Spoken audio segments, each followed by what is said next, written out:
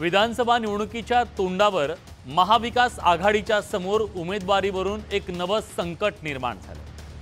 मवियानं आगामी विधानसभा निवडणुकीमध्ये 24 मुस्लिमांना उमेदवारी देण्याची मागणी हुसेन दलवाईंनी केली। त्यासाठीचा अहवाल दलवाईंनी तयार केला।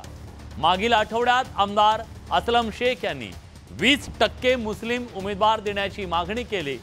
आता यावर मविया काय निर्णय घेणार याकडे सगळ्यांचं लक्ष लागलं।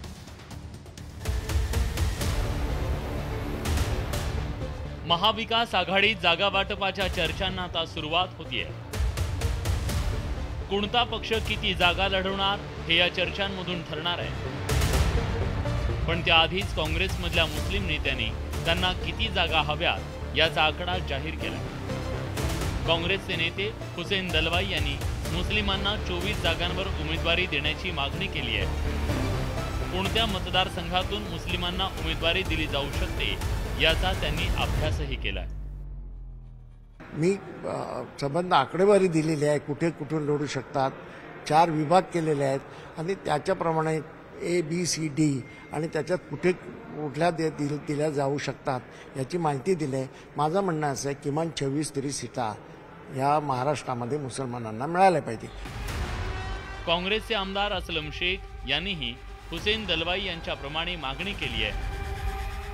20% मुस्लिम उमेदवार देण्याची मागणी असलम शेख यांनी केली। असलम शेख यांची मागणी मान्य करायची म्हटली तर महाविकास आघाडीला 58 मुस्लिमांना उमेदवारी द्यावी लागणार आहे।